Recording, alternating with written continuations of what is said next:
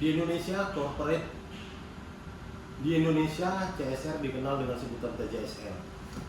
TJSR adalah komitmen perusahaan untuk berperan serta dalam pembangunan ekonomi berkelanjutan guna meningkatkan kualitas kehidupan dan lingkungan yang bermanfaat, baik bagi perusahaan itu sendiri, komunitas setempat, maupun masyarakat pada umumnya. Atau kata lain, TJSR merupakan tanggung jawab perusahaan untuk ikut dan berperan serta dalam mengembangkan dan mensejahterakan masyarakat dan lingkungan di sekitar tempat perusahaan tersebut beroperasi untuk mendukung pembangunan yang berkelanjutan. Pembahasan kita berikutnya adalah modul pengadaan barang dan jasa.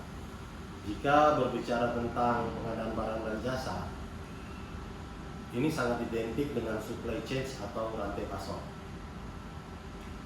Sebagai pendekatan menyeluruh dari operasi organisasi manajemen rantai pasok atau supply chain management digambarkan dalam siklus manajemen.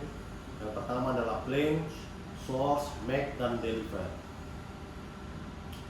Plan atau perencanaan, di tahap ini perusahaan melakukan peramalan permintaan atau demand forecasting atau kebutuhan perusahaan, mensurvei harga produk, dan manajemen persediaan atau inventory management. Lalu yang berikutnya tahap source atau mencari sumber. Di tahap ini perusahaan harus mencari sumber-sumber dari kredit dan koleksi pengadaan.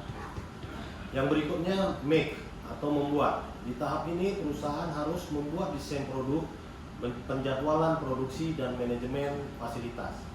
Dan proses yang terakhir adalah deliver atau mengantarkan. Di tahap ini perusahaan harus melakukan manajemen pesanan dan jadwal pengiriman. Pembahasan kita berikutnya terkait K3.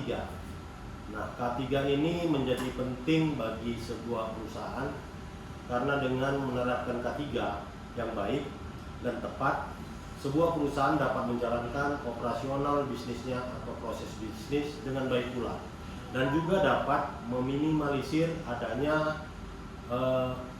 ancaman ataupun bahaya kerja dari setiap karyawan yang bekerja untuk perusahaan tersebut.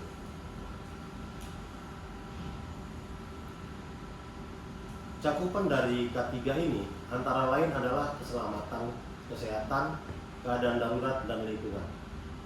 Pembahasan kita berikutnya terkait sistem informasi manajemen.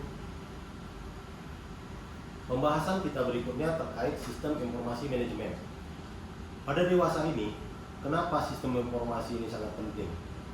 Karena persaingan bisnis pada saat ini sangat mengharuskan sebuah perusahaan itu dapat memperoleh informasi dengan cepat dan memperoleh informasi dengan tepat pula. Sehingga perusahaan tersebut pun harus dituntut untuk dapat mengeluarkan kebijakan dan keputusan dengan cepat dan tepat. Khususnya untuk PTPN, ada beberapa hal yang sangat relate sekali dengan sistem informasi manajemen. Yang pertama itu terkait dengan AU, akunting umum, lalu terkait dengan PB, pengendalian barang, dan juga terkait dengan RAB, RKAP, serta LM. Itulah beberapa hal yang menjadi aspek-aspek dari modul fungsional kita kali ini. Terima kasih, sampai jumpa. Wassalamualaikum warahmatullahi wabarakatuh. Salam Planters.